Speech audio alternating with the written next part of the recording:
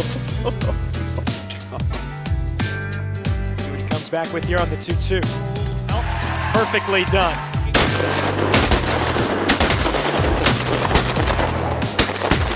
Up to the left side, Alvarius comes over right at the railing. Oh! And makes a great catch! He ended up in the first row. Alvarius ends the game with the defensive jam of the afternoon. Checked. Good audio. Episode 6. Yep. Send it. All right, here we go. K-Zone Podcast, Episode 6. We're back on the porch. This is week number 2 of the Arkansas Duck season, joined by Patrick Bunce. Got Ruck, Slick Wilson, Director of Photography. Let's go. And we're here with the real Director The real of Photography. director over there. Andrew Klatt. The man himself. Here It's good to he be is. back. It's fun to be back. Andrew's been traveling, just about every week? Today, coming up here to Cypress Bend is day 200 on the road this year. It's unbelievable. Goodness. So it's a good day, man. I texted him yesterday, or maybe today, and I was like, hey, we're going to go hunt and win. And you're like, if I'm not working, I'm not hunting. I'm not going, boys. I mean, well, we're gonna jump over to do the Duck Gumbo Festival ending. Isn't tomorrow the last day? Yeah. Isn't that how that works? Yeah, I think they call it like Fall Fest, and they have the Friday thing, and then Saturday is like the gumbo cook-off and all that. But Yeah. It's like the wings over the prairie. Yeah. That's what its official title, Yeah. huh? we don't necessarily go for the gumbo, though. No, Or the we're- duck calling. No, I like to get a handful of beer tickets, just stuff them in my pockets like a kid at the carnival, and just play. Yeah. So if it wasn't that tomorrow, and then I wasn't going back on the road, I would have definitely come hunt with y'all, because I think y'all got a pretty decent spot you've got in mind for tomorrow. Yeah, well, it's the same spot we hunted open in the morning. That episode will be out probably this next week. What did we kill open in the morning? 6 limits? 42. Shot a seven-man limit. 7 limits. And I think probably at least 35 of them were teal. We just haven't really had a lot of big ducks down, and that's kind of been the report, at least from everybody that I've talked to. Just hadn't really seen a whole lot of big ducks. And then you were talking to Kevin, who we hunted with up in Canada. Big and, Kev. Big Kev, yeah. Big Kev. And they're still shooting mallards, and it's halfway through November, so that's just not good for us down south. No, but yeah, hopefully so- they get this way. I got a text from him, I think it was 5 days ago, and he's like, final shoot of the year or something. It's like a line of greenheads. Really? And we're down here like, and our season's in. And I'm like, that's Yeah. just not good. No. But today, I mean, there was a bunch of snow geese migrating today. We hunted here where we're at right now at our farm, no ducks here a few days ago. So we're having to travel to get to our ducks. But I'm still blaming that one on him. He's got Oh, it's the tough luck. I mean, Oh, really? You're you the can't bad put it juju all guy? on. Oh, I dude, mean, you he's the can't put bad it all juju. on me now. Really? yeah. Not this year, buddy. I Not- mean, not this opening year. morning where I was at, we shot an 11-man, but it was same Where deal. Where were you at? Harrisburg. Yeah. So me and my little brother Andrew were hunting up there with a group of buddies. A guy he graduated high school with got a place up there, and we shot 11-man. But at the same thing, teals and some I mean, shovelers or gadwall. had to or, be 3/4 of them were teal, and then we had Oh, any dog. and then we Uh-oh. had We got visitors. a few gadwalls, and then a couple What's of up? Out of here. couple of spoonies. But Were y'all hunting a slough or a field? Or we were hunting. I mean, technically it's flooded timber, but it's flooded all year. So their water control isn't the best. They're right off the Langill there. Yeah. So I mean, they get water all the time. But basically, same thing. Big blind, buck brush. I mean, we weren't all going to fit in that blind for sure. So we were kind of spread out there. But all big duck, or I mean, all little ducks. Sounds like Lancaster's situation, too. He's kind of on the opposite side, though. He's got no water at all. Oh yeah. I mean, water's tough on them. Water's this year tough for sure. for the whole state right now. I mean, I don't know what you've seen down south. I mean, It's about the same. not much water. Not much water. But it's good to hear that you're the guy that like jinxes the hunt, because that's usually the camera guy's problem. Yeah. But, Oh, like, buddy, yeah, I'm bad. I did 3 days opening season in Louisiana, and I was the fastest blind out all 3 mornings. We're done in like 14, 18 minutes or something like that. The first morning, it was Damn, crazy. how many, that down how to many days? guys are you hunting with? We had 5 in the blind and 2 guides. So Wow, that's s- shooters 7 right there, limits. buddy. Goodness. 7 That's and in 15 Louisiana? minutes. Yeah, it was nice wreckage. It was real nice. Really nice. Real nice. So back to the introduction real quick. Patrick and Garrett are cousins. Yep. Patrick actually went to middle school with him here in Little Rock, and he lives in North Carolina now. Yep. So when he comes in, he's on pretty much time crunch. Usually coming around Christmas? Usually come in around. I'll try and make it Thanksgiving or Christmas, and I usually come for about 2 or 3 weeks around Christmas if I can make it. And try to cram in as much as 5 you can. hunts in 5 days. 5 hunts in 5 days, or as many as I can get. And it gets tougher, having the family and stuff, and obviously coming from out of state. But this time, flying with guns and all that, it just gets. Oh, you did fly a gun? Oh yeah. Oh dang. But I mean, y'all did the same thing earlier this year with Canada, I know. So it's not too bad. Yeah, y'all flew Canada this year. That's the way to go. Oh my God. Never that road driving trip, again. what was that, 4 or 5 years ago? Oh yeah, that was dude. a good That was drive, like though, the man. first time that we really did any kind of work with you. And I remember we rode. I don't remember whose truck. I think we rode with Blaine. And we rode with Blaine, and then he took his when you had the brown Duramax. 2500. yeah, but it got off to the worst start. We met at Josh's at 6. And had a spark plug go out. Had some, Is that what it was? It was a trailer. It was a spark plug for the trailer lights. We were just hanging out. My, y'all were dragging my dad's stuff around. out there. Hey, your trailer lights are out. I'm like, well, we're going to Canada. Well, we're We've about to got take a 64 36-hour haul. long, yeah. And then we go through Chick-fil-A. They get the order wrong, and I got that little bowl thing. Forgot and, about that. Dude, yeah, and they didn't put a fork in there. So I was God. eating. Remember, I was Oh, eating he's that little panicking. Yeah, I was eating that little breakfast bowl with my hands like a 4-year-old child. You gotta and he's learn. laughing the whole way. I forgot about that. But see, if I wouldn't have the fork, that wouldn't bother me. I'd just raccoon it. Just get the little claws out. Not care at all. Just Little rat boy. snacking like a little rat man. I get Snapchats from this dude. You're down. I guess it was Honey Break a couple years ago. It's like Honey Nut Cheerios. Oh yeah, and dude. cereal It was all day. It was every day, which it was partly because I didn't want to wait for the good food, but also partly like that is more my speed of diet. Oh, dude, if your body reflected your diet, you would be 400 pounds. You have the worst y'all diet would of any extend the human. doors to get me in here. Y'all would drag me through here with the ratchet strap. You hook me to Josh's truck. I'm telling you, and he's pop got me in this room. the worst diet of any human I've ever met. Like you could offer him a steak or just garbage burger from McDonald's, and he's taking the burger 12 out of 10 times. It's insane how much better it is tasting. I don't never understand it. big camera guy action right just there. phenomenal Eating your metabolism. can. It's that or like something, dude. World class. Probably some sort of thyroid issue that will take me out in my early 50s, but we're gonna let it ride. I called him on the way up here, and I was like, "Hey, we just left. Where are you at?" He's like, "Oh, I'm about to swing through Burger King." I'm like, "Dude, it's 8:30, Oh, yeah. and you're about to swing through Burger King." Yeah, we had our second Thanksgiving thing today, and I ate like very little. I ate half a pumpkin pie. Food and, was too healthy and, there. Yeah, two rolls and like a little nibble of turkey, and I was like, ew, gross. Sprint to Burger King, 2 12-piece chicken fries and a bunch of barbecue sauce, and now we're here. Yeah. I'm feeling good, man. Yeah, so we met Andrew, was it 2019, 2020? And we did some work with him, 34 North. Yeah. And then we ended up having, you went and worked for what, Realtree, Bandit, and who all do you got on That's your- when I ended up going down to down south to Louisiana at Honey Break, and now I'm working with a lodge called Dave's Bayou, Yep. which is I think 2015 or 17 is when they went commercial.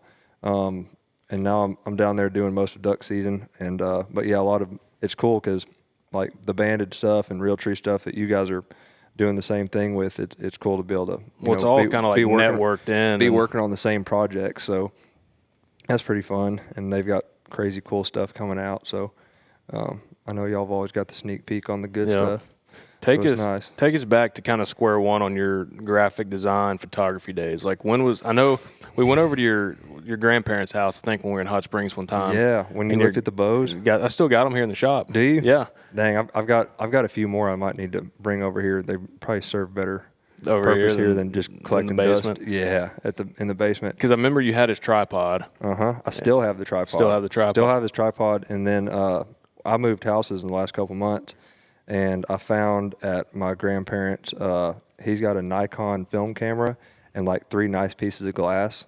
And I don't know what the if there's a way to get that on a Canon, but if that's doable, I'm gonna find a way because that would be so That'd sick. be crazy. To just say I shot a project on my grandpa's old camera lenses. I think that'd be pretty cool. So we'll see. But did he get you into photography, or were you just No. kind of like See, interested on your own? And I've always been like kind of nerdy with computer stuff, I guess, because hence the graphic design degree. But he passed away before I graduated college, so I can't say like he really got me into it. But then again, like I knew that's what he'd done in the past, so like it's kind of 50-50. was thing. he a photographer like full time? Oh yeah. He had his own. The crazy thing is like my first business card that I made for 34 North. If you look at it and then you look, I never saw this business card. I found it a year or two after I started 34 North. Identical. Dude, it's creepy. It's got a little green mountain and then a little orange starburst sun, and like the text and everything is it's just a modernized version. It's like it's in your blood. It. Oh yeah, so they sit side by side in my office. It's pretty cool. That is cool. It's pretty sick. Then you did you go to Fayetteville? Mm-hmm. So you did graphic design going into college. You knew that's what you're going to do. That was the thing, man. And then when I got out of there, I started with a media company in Hot Springs doing all their like still ads. No camera stuff though, just doing like they had field producers, and then I would edit photos, edit a little bit of video, and then make ads for online or website or whatever, social stuff. And one day we had a deal where like all their content creators were out in the fields, what I think it was. And they had some products, and they're like, dude, take this camera and just go like sit them around somewhere and shoot product photos and see how it turns out. And I think I just got lucky, to be honest. And some of it turned out decent. And it kind of snowballed into me going on my first trip with a client out to, I think it was Arizona or New Mexico, somewhere on the line. And that shoot turned out really good, and it just kept going to where I wasn't on the computer as much. And But were you a photographer before you took that job? No. So like that was No. like the first time when they gave you that camera. That's like the first time. That was the first time I commercially shot photos. Yeah. I had like I think it was a T3i, Canon T3i. I had that in college, I guess maybe sophomore year. like I a got Rebel. Yeah, Like when you get a yeah, Best that's what it Buy. was. Like it in was the a back. Rebel T3i. Yeah. So and there's like a T7i or something now. It's gone a long way since. But I had that camera and I was just playing with it. I didn't do anything commercially. So the gig in Hot Springs was really like my first professional photo op. That's pretty sweet. And then I guess after the Hot Springs deal, you went just kind of freelance. Or Yeah, well, you started I the went company. freelance and then started 34 North, and then ended up with Confluence Group, which is owned by Honey Break. So I did the Honey Break thing for 3 years or maybe a little over that, and then went back out on my own, which is where I'm at. So Honey now. Break owns. Yeah, Confluence. so Confluence started from being Honey Break's internal marketing. I got you. And then it became its own entity and picked up its own clients too. But they along still with taking care of they're the Honey still Break. owned Yeah, by Honey Break. Yeah, I Yep. got you. So they take care of all of the Honey Break partners and then some. And you were shooting. I mean, I just know this from social media, but you were shooting with Buzz, and then Buzz Aaron. Buzz is still there. Aaron's working on his own now. But yeah, we had a pretty strong crew down there for a I was while. about to say, what did you work 2 or 3 years down there? 2 years? 3 years. 3 years. 3 seasons. I mean, y'all put out some solid stuff, and y'all had Realtree, Realtree 365 that would come down there and produce, and they would do a video series, and then include the photographers and the guides. That was fun. That was fun to watch. Yep, Chip. That was Chip Spalding. Where the 3 years I was there, it was Chip Spalding, and now he works for Benelli. He does their short films. So he's full time with Benelli. So he's done like his second or third short film. What's cool is he actually did one of their like bigger waterfowl films. They actually shot it at Honey Break this year. So Chip hadn't been down there a few years, but he went back to do the short film, which was pretty cool. That was called what was that thing called? I just watched it on YouTube a couple weeks ago. In Our Blood. That's right. Yeah. And so now Honey break that down for us, because I've never been down there, but I talked to like David Cahill and those guys, and they're there all the time. But Yeah. Does Colin still hunt with y'all a bunch? Yeah, he will a couple times a year, but they have their own place down in Elmira that's pretty legit. Okay. But anyways, the Honey Break thing, so it looks like there's a main lodge, and then they've got some like broken off cabins or something up in the woods. Yeah, that's probably one of my favorite things about the lodge itself is the client housing is like tree houses. Like they're up in trees, and there's like floating walkways to get to the lodges and stuff. So And I haven't been down there a few years, so they may have added more. I'm sure they have. But yeah, it's a really well designed thing. Drew does a good job with all that stuff. What about your rapping days? My rapping days. It's been a long time, man. It's been a long time. I thought about getting back into it. Man, we watched. I think it was what video was it? There was a video It that had to be muck music, huh? that's probably what it was. That's the only one I ever really Oh, did anything other than just run around and drink beer. straight neck is what that was. Oh, dude, it was so fun. Like that was like as soon as I got out of class, I'd call Bailey and be like, "Dude, let's do something. Let's go rap. Let's tear up something. Can you write some lyrics in 30 minutes?" He was like, "Yeah, I got it." Who was kind of so like the fun. head of that gig? Like as far as like the singing rap, like would he film you sing, or was like back and forth? I mean, most of that stuff, dude. We were sitting his Sony A6300 up on a stump and being like, "All right, press record," and then we're gonna sing it like 5 or 6 times, and then you just cut it together and make it look That's good. freaking classic. Oh yeah, so good. And he wrote all the lyrics. I mean, he did that in Nashville, like career wise, for a couple of years, before he moved back to Arkansas. So But y'all got some serious views here's- on those videos. some of them got just ignorant amounts of views, which is when I realized you really don't have to be that talented to get views on some things. Just go have fun and act a fool. Yeah, it was good. It was good.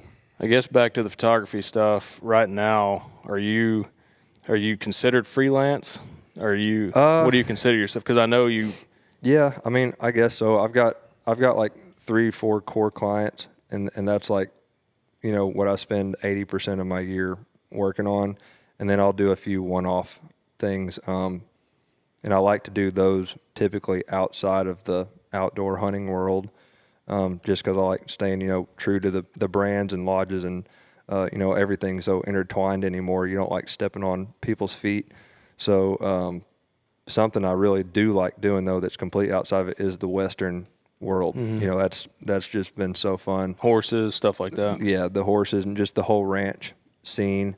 And my style of shooting is already all gritty and dark and stuff. And there's a way that you can incorporate that in the Western stuff that still is, fitting and works with the vibe. And you can't do that in everything. So that's been a super fun one. Done a few things in Florida that are on the other side of that, like the beachy surfer type stuff. Apparel stuff. Yeah, and that's fun to do too. A little more challenging with like all blue skies and bright colors and stuff, but it's a fun challenge. What's your favorite to shoot? Is it Western? That's hard. Outdoor, like That's hard. waterfowl. I You like honestly- shooting dogs? I love doing all that. I think my favorite thing though is what I haven't done. Like there's like Ultra 4 racing, like the desert Baja style type stuff. And then I think snowboarding, like X Games style. That'd be sweet. Snowboarding or backcountry, like the Red Bull type stuff. I think those are my favorite, and I haven't even done it. So that's like bucket list stuff. So like if there's a way where I can take my 20% of the year that I do the one-off gigs and roll those into it, I think that would be kind of where I want to be. That'd be crazy. I know the Olympic stuff. Do you have to have like you have to work for a company, or can you just be like, hey, I'm a freelancer, like here's my samples, let me hop in? Probably got to work for somebody, or it's like anything. You've got to know somebody. Surely you can't just show up at the Olympics and be like, "Hey, y'all, I want to shoot." Yeah, hey, dude, I got these 2 cameras. Let me snap away. Yeah, y'all let me get in there. Which it would have been cool to shoot Sean White. Him and Travis Pastrana are like my 2 hero figures in the extreme sports world. So it'd be super cool to shoot something with them someday before they get too old. Yeah. What's your current camera setup? Just 2 Canon R5s. What's your That's the favorite? current. But after this season, I think I'm fixing to, and I could be completely lying. I might get done with this season and be like, I'm going to keep it all. But as of right now, like I'm dead set on selling everything after this season and starting a clean slate. And I'm not even going to say what I'm thinking about getting yet. But it's way off the wall from the typical. It's not a Sony, is it? No. It's stuff that people are like, what the hell is it that? a Leica? No. but it's some like along the medium format line type stuff, which will be insanely challenging, speed wise and action wise with the outdoor world. But I don't know. I think it'd just be a cool. Is it more like old school type feel? Because I feel like, everything used to be like, oh, I want like this. I want the clearest, most sharpest picture. Now everything's kind of turning the corner. Like Lancaster was in the hole the other day with like a camera from like the 1996, old mom camera. What happened to my old 5D that he had? He still got it. Threw it He away. probably still has it. He had a little handheld. It looked like just a little square. It was a Canon something, but yeah, it looked like something that like back when we were in middle school. Some retro thing. Yeah. Yeah. And the image probably turns out like he's trying to make the 5D look. It was just grainy, kind of orange, warm. Yeah. That's it. Super vintage though. That's just kind of like that's just his style. Like anything you see of Lancaster's looks like it came out of the 70s or the 80s. It's got that Filson vibe to it. Yeah. Yeah, I do love that, which I think the thing with the medium format world, though, is you've got so much dynamic range and megapixel count in some of those cameras that you can, like, I already like editing way over the top. But, dude, if I could get a hold of one of those, there's no telling how deep you could go in editing and changing stuff. So I'd just like to try it. And it may be a total disaster, but it might be sick. Who knows? Yeah. And like you were just saying, how long do you normally spend on if you're really trying, you got the just one banger that's going to be the magazine cover, how long do you take on it? We've burned some time. I did one a couple weeks ago that it was probably 6-7 hours to get it to where like I was happy with it.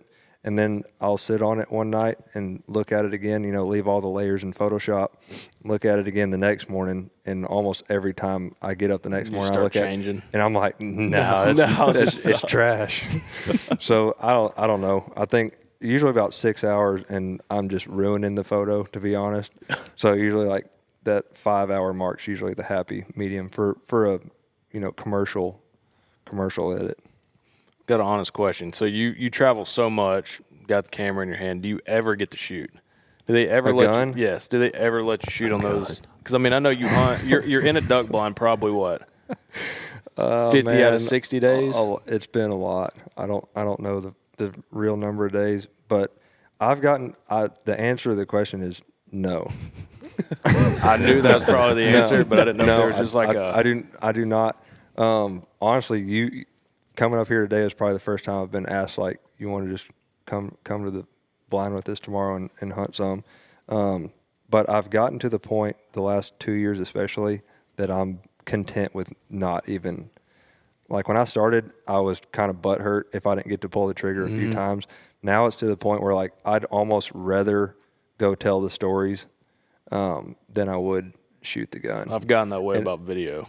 Really? Yeah. It just, you almost feel like as soon as you're going to pick the gun up, something's going to happen. You're going to be pissed off that you missed a photo of it, or same on video. Did I even shoot in Canada? Like I don't think I shot one shot. We killed 500 the first day when we needed like one of them. two or three more ducks, and you had plenty of footage. We're like, dude, just grab a gun and shoot. Yeah. But no, other than that, I don't think I've seen you pick up a gun willingly in the last 2 or 3 seasons. I've got because like last year, Nate's sitting over here. If you can't see him, he slipped in. But like we'll have a good hunt. We'll have some mallards show up, and it's just like me and him. We'll show up over here and like we'll shoot our limit, or we'll shoot a 3-man. And I'm like, I needed to film that like right now. Like need to get the camera out and film. And sometimes I've tried to like in the 12 acres last year with Landon. I tried to set up a tripod, and like if I was filming that, like it'd have been prime. But I set my camera up, and it turned out okay, but I wasn't actually filming it. I was just kind of like filming a perspective from a tripod. Right. And I get scared. Like tomorrow, like it's just a few of us hunting. I'm like, I should probably just go shoot. But we're going to go in there, and like we're going to nuke them, and I'm not going to have it on footage or on video. Yeah. And so I'm going to feel like I'm missing out. That's what will happen. And I think which I don't know how you do it as good as you do, because it is hard to try to do both, period.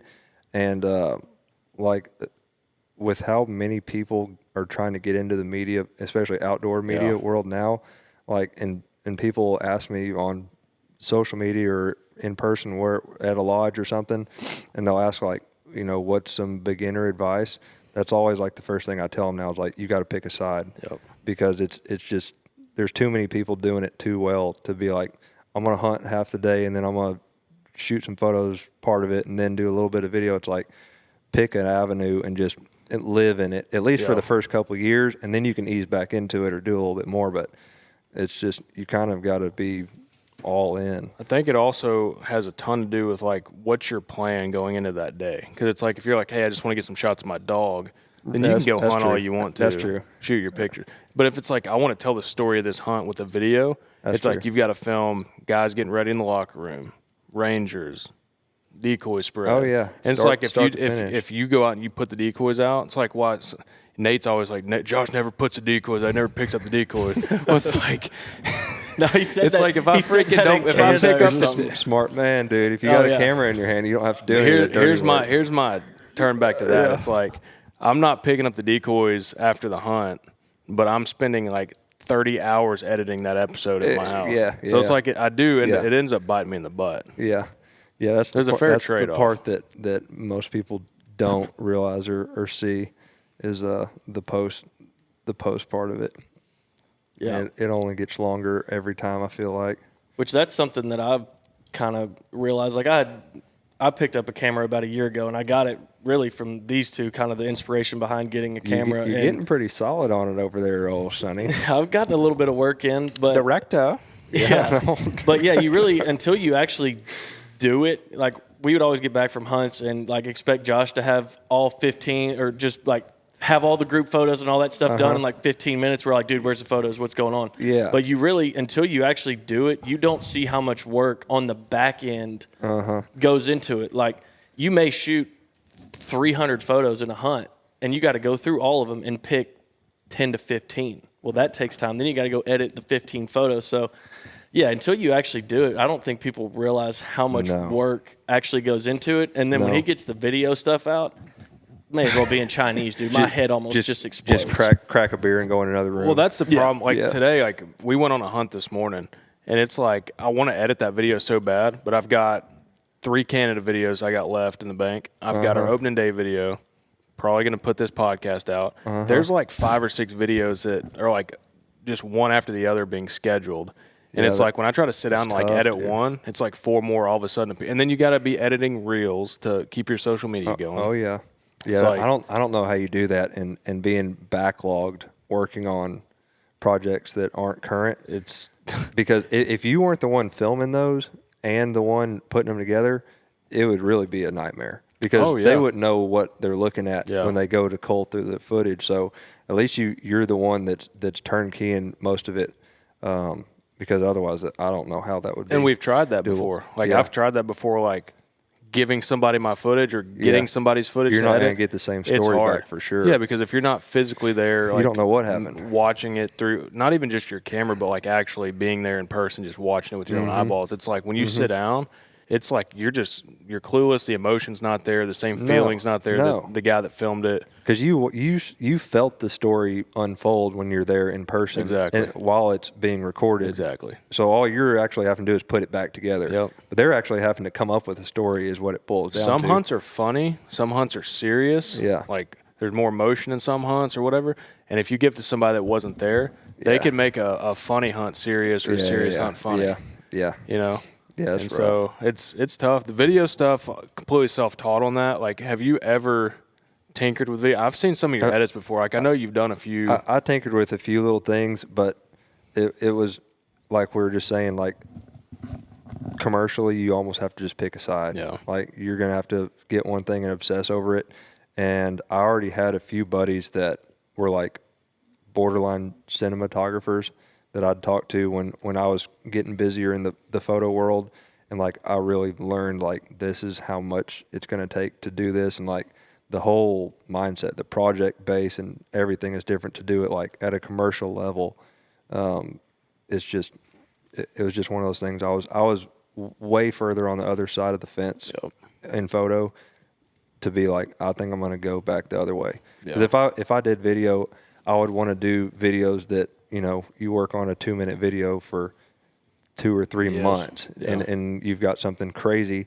And one, I don't think the outdoor world that we're in, you've got to have way faster paced stuff. You've got to have content going in and out weekly to stay relevant. So you'd have to have some crazy big budget brand or something you'd be working for, just doing a few big commercials a year for that to be sustainable. Yep. And there's a lot of people, especially now, it's like you said, fast paced. People see it on your stories, like, hey, you're on this hunt, killed this deer.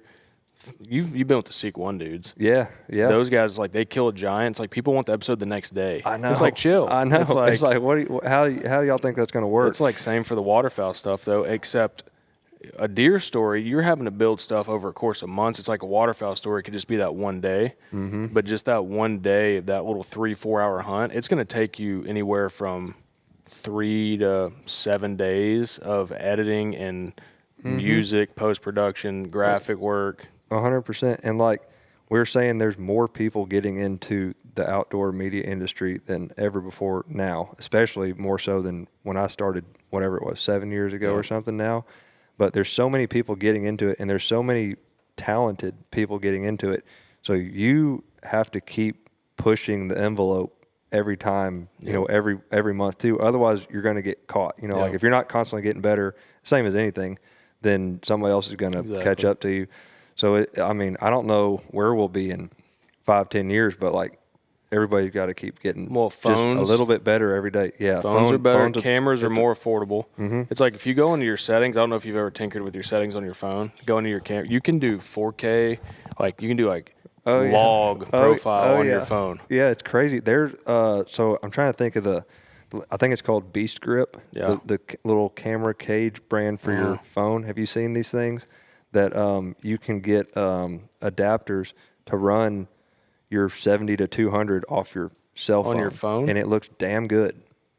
Is it like it's a big adapter that goes off? It looks like a little cage for like a rigging for Sony or whatever, but it's for your phone, and you can mount external mic to it, and then there's like an adapter like for a Sony to something else or something to Canon or whatever, and it hooks onto this little it's unreal rig, and you can run a I guess you could run a 600 off your cell phone if you wanted to. I don't know. I need to look into that. Yeah, I'd love to try it. There's a guy I watched on YouTube last week. He did an entire caribou hunt in Alaska. Cell phone? On a cell phone. Probably, and it's like you could not tell that it was on a phone. Well, you're in Alaska. Yeah. The color grade. Yeah. And just the audio. I mean, you can put mics on your phone now. It's like everything sounds like it's right off of a $4,000 plus camera. It's crazy. It's crazy. There's I don't know. Cameras have just gotten really good, man. Really good. Trying to think. Any more on the camera side of thing? You got topics or questions or? What are y'all running now?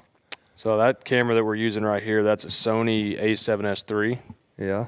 And then, so this is... You're Sony all the way, everything now? No. So that's where I'm jacked up. You have a little bit of everything. I've got a Canon R5.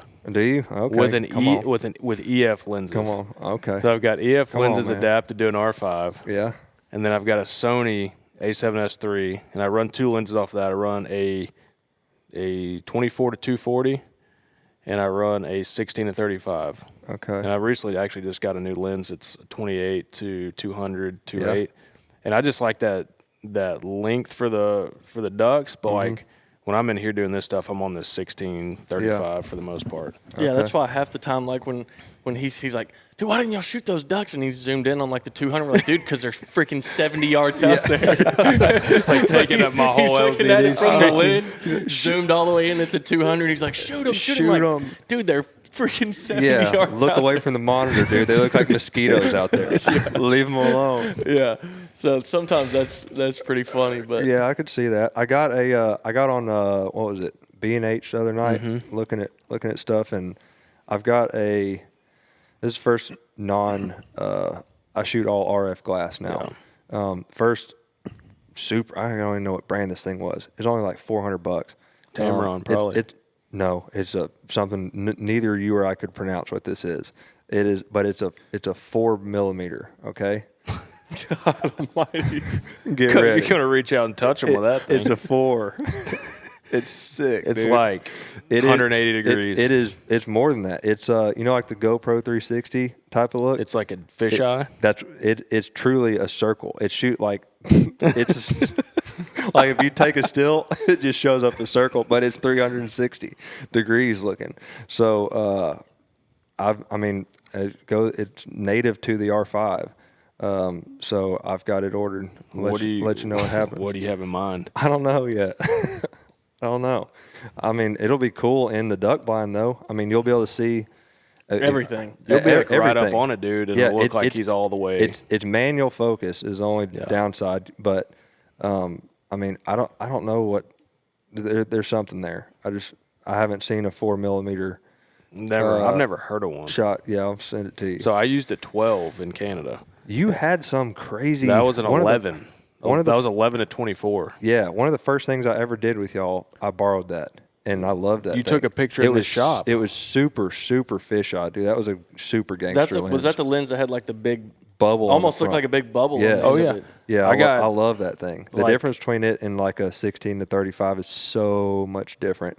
The feel and everything is. I thought it was way cool. No, it was sweet, but the problem is you really need to have your subject center the frame because like if you're taking a picture of somebody here and you're sitting right here, you're going to be like warped. bad. Like bad. Yeah, Like it doesn't yeah, even yeah. look good. Yeah. Well, there's another topic for us to get into, and I have played with it some.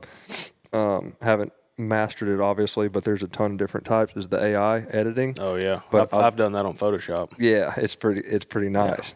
And some of that warping it has fixed really well, and haven't had to tinker with it. The noise stuff is crazy impressive. Yeah. Crazy impressive. It's basically rebuilding the image, but it hasn't rebuilt the image big enough to where I don't think you could scale it back up to just like massive print sizes. But social media works damn good. Well, here's the problem with AI. It's going to put guys like you that have spent years on years on years of experience and money, like learning, put you out of business because it's going to take Joe Blow that's been in the game for 1 year, and he could literally go on there to the AI search bar and type in mountains. Exactly. And it will add a mountain range Exactly. to a duck, like a field of ducks. Oh, I know. The whole selection process of pulling parts of photos apart, like it's basically doing most of that stuff for you until you take somebody that actually does know how to do it. If you sit them side by side, The blending you and can all that definitely stuff. tell Yeah. the AI is AI and the person that knows what they're doing. Yep. It's not there, but for it being something new, like it will probably be scary in 5 years. Well, it's probably going to be you're not going to be able to tell different. The problem is like the projects you're working on, like some of these higher end like magazine covers, like some of these companies aren't wanting a magazine cover. They're wanting a that's social true. media ad. That's true. And you know, something you may charge $500 for, some kid's going to charge $100 and get a free jacket and a pair of waders for, Yeah. and they're going to undercut you. Oh, yeah. And then now it's like in those $500 jobs that you have regularly, you're not getting them anymore. Exactly. Yeah. It's definitely going to be like continually have to keep thinking outside of the box, like now battling against AI. Yeah. Like now it's like we have to come up with stuff that AI can't do, which obviously, camo and certain types of product branding, there's no way AI can do that unless somebody builds AI specifically for those. Otherwise, it's going to ruin those products. Yeah. But in general imagery, if you were just like a adventure photographer, you're screwed. If you don't have to have certain brands or things looking a Landscape certain guys way, are screwed. Yeah, you're screwed. Yeah. You just hang it up. I don't know if you've seen it. You can go on Photoshop, and like if I took a picture of you tomorrow in the duck hole, I could type in mountain range, or I could put dragon or something, and I could put a mountain behind you and a freaking dragon coming in. Like I'm not joking. And he doesn't even have to build it though. You're just typing it in. It's plug and playing, and it's giving you basically like clip art. It's giving you like 3 different dragons. Yeah, well, that's You the thing. pick That's the the thing. sickest With, I dragon. think AI just No candy apples though. in general, dragon and a candy apple. I think AI is just going to screw stuff up across the board for a lot of people. But yeah, you were sending me some different stuff sometimes of like, dude, look at this photo, and I just typed in this, and look what this did. I'm like, this is freaking insane, dude. Yeah. And just like now that I've kind of experienced some of that side of it, of like the back end edits and stuff like that, which I'm still very new and learning a lot of it. But I was like, dude, this is freaking wild. It's like I could take this with a year of experience and just type some stuff into a search bar and look like I've done it for 10 years, sure. which is what y'all are talking about. Which there will be there's a legal split on this stuff too, though. You can't use AI and then put it in a publication and call it yours. That's not yours. Yeah. That's I don't know what the legal term is for the it. copyright stuff. Yeah, but that's technically not your image. Right. So I don't know how that will pan out. But I mean, social media for X brand, they may be okay with it. I'm sure a lot of that's not even in a lot of these brands' terms and conditions on imagery. How much AI can you use before it's like we don't want to use that, or so I don't know. That'll be interesting to play with. I don't think there's a lot of companies that would pay attention to it or care. They would just post it. Yeah, probably. If you're posting product. 365 days a year, and you end up using 25% of it as AI, and most of the audience can't tell a difference, send it. I don't know why you would not want to, if it's making a job easier. So we'll see how it pans out. But I mean, there's even on outside of the hunting world, the AI stuff has already gotten just outrageous. There's AI Instagram models, and they have hundreds of thousands of followers. They're not even real people. No. Why would what? Simps. What are you doing? Collecting simps. That's what they're doing. Yeah, but how do you know that's not some old man in Zimbabwe You just don't, typing but away on a computer? the simps love them anyway. I don't know, man. It's you're right. What's the guy's name off of Benchwarmers and Peanut Butter Fort down there? Marcus? Oh, Marcus, yeah. Marcus. Which one's Marcus? The little midget in the peanut butter fort when Benchwarmers. in Benchwarmers. It's somebody like that that's doing the AI is what I'm saying. Yeah. Dude, he couldn't, if he took his glasses off, couldn't see his got the hand in dude front that of his played face. Napoleon Dynamite on it. That's what you were talking about. I Yeah. can't remember that movie very good. He's I was down- thinking of, what's the movie with Dukes? Oh, that's That's freaking semi-pro. Dukes. Oh, yeah, semi-pro. That's what I was trying to Dude make falls it into. asleep, just nails the full quarter. They wake him up and he just sinks it. And Dukes gets a big check for $10,000. It says $10,000. That says $10,000, yeah. Oh, man. But, yeah, I guess, I mean, you're here for a week, a year, most of the time, with the bad luck stuff. You hadn't had that bad of luck this year, but I don't know how much you can talk about the Marine side of things, but recently got promoted from captain to major. That'll happen in it'll happen in a 2025. while. I don't know how much y'all are allowed to talk about all that kind of stuff. But It's kind of, I mean, we can talk about that a little bit. I think the biggest thing to hit on is just being gone so much and being stationed over in North Carolina. I think the thing that I appreciate most is having guys like Garrett and Josh with a friend network that that are cool with letting me come out, because I'm the ultimate hunt bum. Yeah, hell yeah. I'm like the hunt bum of the century. Yeah. So coming home and being able to get out and do this stuff, and then on the other side of it, knowing what you guys do, and then just being kind of a bystander on the social media and like the media that does come out and what I see for pictures and videos and stuff like that, the things coming out on YouTube, it's kind of the way that I stay connected to it, and which is huge for me because you're all over the world. You can still keep up with what is going on back here. Exactly. And that connection to it, and kind of going back to what you were talking about, this stuff turning the corner from, like, you have the AI stuff coming out that can reasonably imitate, everything, and most people can't tell the difference. I think it goes back to that, the authenticity and the storytelling of the whole thing, people's connection to it. For sure. Because, people who are disconnected from it and they're only watching the YouTube videos or looking at the social media and they think, oh, that's kind of cool, and throw it a like. But the people who are actually interested and have a level of knowledge that would, allow for them to not just, oh, I kind of like this stuff every once in a while, but they actually love the sport of duck hunting, or they're interested in connecting with the outdoors. I think that's the important part to me, is being disconnected from it to a certain extent anything I can find to kind of draw that back in and, feel like I'm kind of there without being there. And the storytelling aspect is huge for that, man. Oh, dude, that's the most important part of it, in my opinion, is like the story and like something you just said kind of made me think about the AI part. So that's something that AI cannot keep up with is like people that follow K-Zone and have been following K-Zone.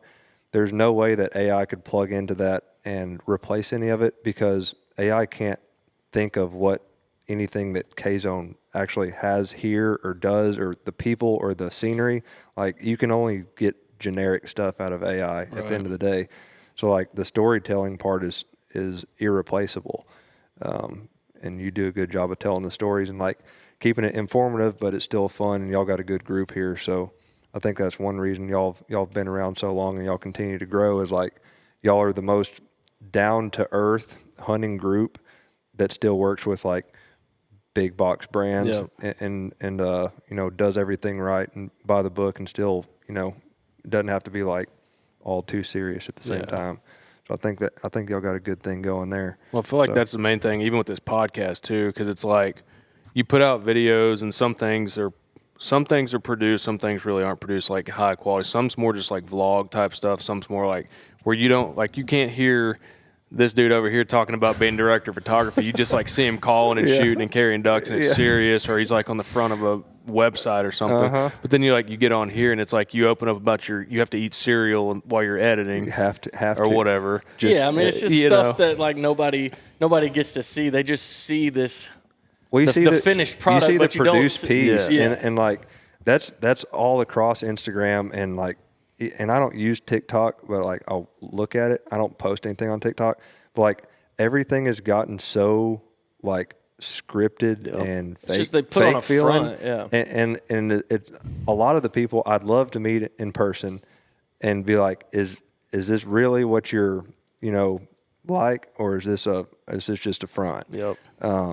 So I think that's something that social media has definitely not done us any good on is we've got a lot of not so realistic characters out there, but at the same time it's cool when you've got a group like y'all that it's like what you see is actually what you get.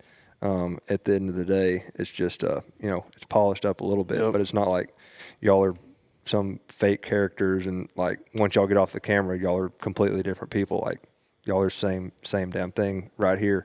Yeah, and I think that's probably been like one of the reasons I got the camera, and then one of the reasons that I like just going back and watching the videos is like the storytelling part of it. Like I can just from any photo that I've taken or Josh has taken, like I can just see that one photo and immediately remember like that entire hunt versus trying to draw something from nothing. Like what happened on that hunt? It's like I see this photo, I can tell you everything that happened. I can tell you who was there, how many we shot, was it raining, was it sunny?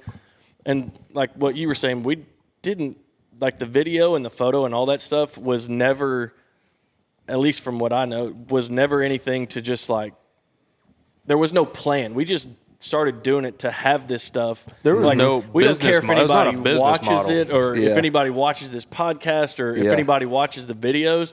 It's like we just want to have it. So when we're freaking gray-haired and 60 still sitting right here, we can go back and watch it and just laugh. 100%, dude. That's so cool. And like the song, like a picture's worth 1,000 words. Yeah. Like that is only getting truer because more people are doing less and just relying on looking at Instagram today. So like for us to still be able to like get out there and go do things and document it and be like you said, look back when we're 60 and be able to listen to this podcast again when we're 60. That's what's crazy. Damn, dude, that's going to be nuts. Unless some sort of like YouTube just crashes or gets out of Which even could. then though, There's I save no all this man. stuff saved on hard drives. Like I back it up and like I still do it. Like the first I saw year, your hard drive pile the other day, but he needs to get a damn assistant or something, a dude. cloud server. It's just he's just slinging hard drives around his office. And like I was watching hunts from high school. I had a Sony Handycam, and like we talked about this on the first podcast, but it's like I watched deer hunts that like there's no way I would remember those if it wasn't for that. And like our first trip to Canada, like you see the videos that we put out, but there's so much stuff in between those that actually happen that's just hilarious. That's not in the videos. I know, it's like man. stuff Kevin says or like stuff driving up. It's like we would never remember that. No. Or if you weren't to go back and watch it and refresh your memory about it. No. And some of the best trips that I've ever been on, like when I would be driving, flying home, preferred driving home, would always think like, dude, if we could have had a production company film us work, you know, like Just we a were behind-the-scenes guy. we were the production team, you know, but like the Canada trip. Yeah. If we would have had another 3 people with cameras, Just filming the camera people. the camera people Yeah. and the whole behind of that, I think that arguably could have been the best thing of it all because of how some of that stuff panned out. It's- And like yeah. just in the pouring down rain on that mountain, Facing up the a hill. hilltop the Facing first all day, of that. just like that would have been the coolest footage ever to get the video of Yeah. us trying to do that stuff. Like it's definitely not what it looks like on Instagram sometimes. It's definitely not as easy as it looked like. Most of the time it's for a not. single photo. But yeah, I think about that more times than not now. No, Le- there leaving is a cool lot shoots. there's a lot of guys, or not a lot, but there is some guys that will bring a behind the scenes videographer to film. to film. And like I've seen like Donnie Vincent do it. Yeah. And they've talked about like some of their jib shots they do and like some Oh, yeah. And I'm more fascinated with sometimes watching that For sure. than I am watching him shoot a caribou. For sure. And like with how many people are getting into outdoor media, like that would definitely, if I was getting into it today, that's what I'd want to see Yeah. more of for Yeah. sure. There's no doubt. So I don't know. Maybe that's something y'all need to think about bringing along some. Yeah. So like last weekend, it was kind of a cheap behind the scenes guy, but like I shot that deer last weekend and it was me, you, Griffin, Jay, Jackie, Nate, Wynn. There was like 7 of us. Yeah. But Nate was holding this Sony, Yeah. and you can just see me in front of the camera, Oh, like yeah. walking to pick up this deer. Well, this other guy, Wynn Johnson, that was with Nate, took Nate's video camera out of the truck and filmed everybody walking to get this deer. So it's Really? like in this camera, you see Yeah, me, yeah. and you just hear my audio. And then in the other camera, You it's see- like there's you see- 7 guys. You see Nate and everybody. Then there's Nate. Then there's me. Oh, and it's I love like that. And then- watching that back is better than watching the actual footage. Oh, I love that stuff, dude. Oh That- yeah, and then you that's- had guys running cell phones. Griffin was running. He took like a 4-minute long cell phone video. Yeah. I'm over there like trying to get pictures. It was like a whole freaking That's good, production, dude. but it was really cool. And it gives love perspective. that. It gives perspective to the process Yeah. too, because it's not, the cleaned up version is still fun. Like you can still tell the whole story, but having that one step back, I think provides a whole nother, like you were talking about, Yep. that whole other perspective. Oh, yeah. And it's, you were talking about earlier, like pick a lane, like find your lane and stay stay there. in it. Because there's a story to be told there too. Mm-hmm. Like you back it off one perspective, and then you have a whole new like chapter Yeah. that you're opening on that whole deal, which is just I love interesting that. in itself. I love that. I think something that would be really cool. I debated on doing it on Instagram. I guess I'm too scared to do it. I wish Instagram had another tab off of your homepage that you could put another. Basically, you know how you've got like your photos, then you have reels and then Yeah. videos. Well, I wish it had like you could separate 2 different photo things, because I'd love to do a like either raw photo grid or a I don't know, black and white grid, or have a whole different section to where you could do a whole different vibe of stuff, and it could be all behind the scenes type stuff, something like that. I think Pretty would be good so idea. cool. I don't know if it'll ever May need to exist, but propose that to old Zuckerberg. I wish, man. I wish. That'd definitely be cool because we were talking probably me and Nate were a couple weeks ago, and Nate's like, we ought to get a new Sony, like buy another one, and literally just let Nate carry it or let somebody else carry it. And they were like, they need to film me because I'm never in any of the videos because I'm filming. But they were like, you need to be. They think you've disappeared. Well, it needs to almost be like a GoPro angle or something of me filming everybody, and like everything we're talking about is like completely kind of connecting with what me and Nate talked about a couple weeks ago. And I think you could almost do a behind the scenes channel. you definitely could. You could completely It do would fly. It would fly. you could drop a video of a hunt and then literally just run raw footage of that hunt back of just the behind the scenes of the camera guy filming the actual crew. I think it'd be sick. Minimal edits, and it would be just super. freaking Yeah, take off. super raw. Don't use any extra audio, anything. Just let it go. Just cut it. lay it on there. Lay it on there, and then Pretty good idea. throw some of the like log out of one of the big cameras Yep. on it just to, cut it up. That'd be pretty good. Yeah, because that first year in Canada, we rented like $15,000 in camera gear to go up there, but just having 2 different camera angles like captured so much stuff that one guy wouldn't have been able to do. And like you were saying, like camera guys never get the love. They're always on the other side of the lens. That's one of the hardest things to do is when you have one camera guy to make it look like there's 3. That's my goal with like what I Oh, you're good at doing it, man. Because like but whenever damn it, it's a pain in the when you ass. stand in one spot with one tripod and it's like you see the birds work to the same camera angle every time. Yeah, it's not- kind of gets redundant. Oh yeah, But I it's mean, like it's like you have more of a movie feel to it when you can make it look like 3 and 4 if you camera can angles. film from one side of the blind and then go to the middle, go to the other side, and then get your dogs, and like you're just moving. Like, Well, yeah, the more you can. I've gone completely to freehand now. I don't even use a tripod anymore. There's no And it's re- like just there's no bounce reason to around use angles. the freehand feels so much more like you're really there and moving around like that. The viewer doesn't feel like they're just a knot on a log Yes. watching it from afar. Yep. Like they feel like they're moving around Yep. with you. And like something else I watch a lot of on YouTube is like big, either movie or like big TV production behind the scenes stuff. And I'll try to like pick out the photographers that are in it, and like see what they're doing, how they're working on things. But like watching like Yellowstone's been one of the biggest things that I've watched behind the scenes stuff on, and how they shot this and that, and like their flow of production. Right. There's so much stuff you can take and like implement into our so much smaller world of what we're doing versus a production of that size. And I think a lot of people just don't think, I don't know, I think a lot of people get like pretty content with doing things one way, and then like shows like Yellowstone come out and you're like, dude, there's so many more things that we can do to make stuff look so much cooler that those guys are doing out in the Hollywood world. But cameras today have gotten so good, we can do dang near the same thing. Yep. Just in, a little bit Just quicker. minimize it. Yeah, minimize it.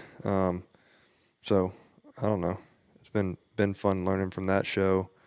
Trying to think, what are some other movies or shows we've pulled some ideas from? Outer Banks. Outer Banks, yeah, the Florida stuff. That was, we were watching Outer Banks in the beach houses nights before we shot. Mm-hmm. Just coming up with shot styles and how they were using light, because that's way different than being here using light. So like trying to figure out how to use light on the water and the beach, and the sunset down there, that light looks a lot different than here, and so that was pretty fun. But I think up north, the mountain range stuff and just the light in general is so much easier to shoot in. That so Canada stuff is it's you don't even have to do anything. Like you almost don't even have to edit any of the photos. You just like Montana. One of my favorite photographers right now is Chris Douglas. He shoots. You know who that is? He shoots a ton for Filson. Yeah. Shoots a lot for Like a bunch of like leather bags and like horse rodeo. Shoots a bunch of cowboy cattle like stuff. open range cowboy stuff, and a lot of it almost looks like a 6-hour sky replacement, background replacement, 20-layer thing, and it's not. And it's just, that's what it looks like out there. Like they have all those layers to the background. The light always has a little bit of haze to it. There's depth in every picture. So much depth and so much texture. So I think those guys have a little bit of a cheat code versus what we work with in the South. But then again, I'm sure they probably say the same thing. They probably like our style of stuff too. So who knows? Anything else? No, I mean we can.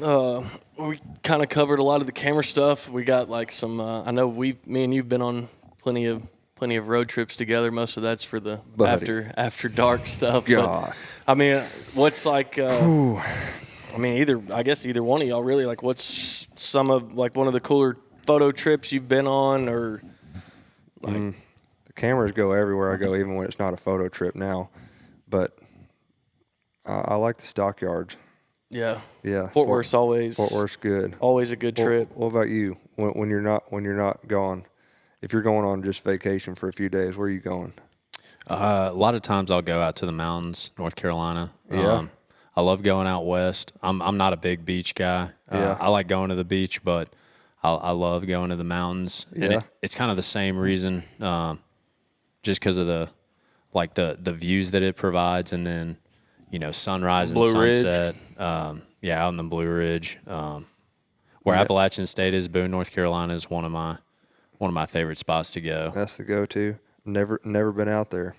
It's super nice, and it's accessible. Just for me, being 5 hours away from it, it's going from coastal North Carolina, going up in the mountains. It's just a totally different feel, and it just honestly feels better to me than staring down a row pine forest. Yeah. Like getting up in the hardwoods and Yeah. taking a hike. I did take you a trip to Jackson Hole. That's what we were talking about the no other doubt. day. Ooh, Doug you been Blunt. out there? Yeah. Yeah. Is that Have you never been? No. Oh my Is God. that your, like, if you're going somewhere in the U.S. to go just hang out? I haven't been there like enough to say like that's my spot. Yeah. I've been there twice. So where's the spot right now? Dude, probably my deer stand. Oh my God. That's where I feel like I've been the last 3 months. Yeah. No, Y'all live in the damn deer stand, man. Man, I don't know. Really, I mean, we go to the beach quite a bit. Yeah. Ruck got to experience it a little bit. Like the South Florida stuff is even better to me than just going to the beach. The like, gator stuff? Not even just that. It's like just the it's not as touristy down there. It's like It's totally different than. What are you talking about, like verse the- 30A? like Jupiter. Yeah. Totally different. So you got like 30A, which is like I see more people on 30A from Little Rock that I know Yeah. than I actually see in Little Rock. You know what I'm saying? Really? I'm telling you, I go I mean, down to I can see it big being spot. touristy, but like 30A. But what's down there? What's Dude, in Jupiter though, down other there- than gators? Well, it's like in Like, West is it- Palm Beach and Jupiter. It's like we Oh, got to the yeah, point where yeah. anytime I go on a gator hunt or a turkey hunt, it's like after I'm done hunting, Claire will fly down and we'll just like go local for 2 days. Just Really? go to the markets, go to the store. They have like farmers market type stuff down there where these farmers from Central Florida come out and sell their produce. It's legit. A lot of Might lot have of to golf. try it. Not- Yeah. Never a bad thing. No. We played golf last time we were down there, and it's like every corner is a golf course. Really? But it's not like 30A golf. It's not like you're just down there with just loaded full of just touristy. It's just local dudes. Like Tiger Woods lives there. Like the PGA guys live there. Yeah. And it's more Well- everyday people.